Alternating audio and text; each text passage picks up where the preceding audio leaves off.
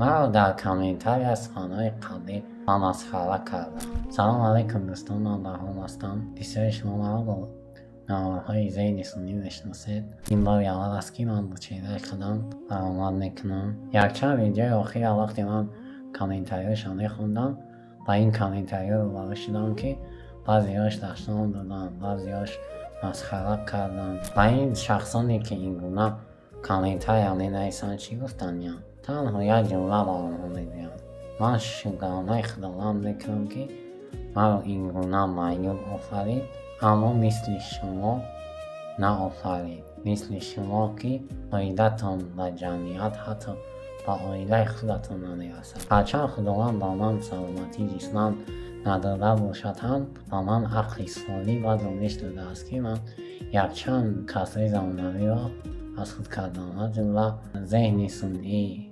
منتجیاری، دیزاینری، استراتژیکی و غیرها که من در این صنعه فعالیت میکنم و زندگی را پیش میبرم و در این صنعه زیاده از 300 شاگرد هم دارم. شکرانه خداوند میکنم که کمی باشد هم فایده‌ام به وطن و جمعیت میرسد. من قریب در 12 سال میشود که در این وضعیت هستم، یعنی همین گونه معیوب هستم و هیچگاه بیمونده نمیشوم. شاید که این امتحانی باشد که خداوند برای من آماده کرده است. اگر میخواهید که من دستگیری کنید، در پایان من صفحه بهرام علی و امکان هر یک کس ما است گذاشتم. در مورد حتما تحقیق کنید، این برای من بسیار ارزش دارد. اکای منصور نعمت و سبب شدن که من با چهره خودم لیشن بلاک خودم رو پیش برم. از اون کس من بسیار میننده هستم.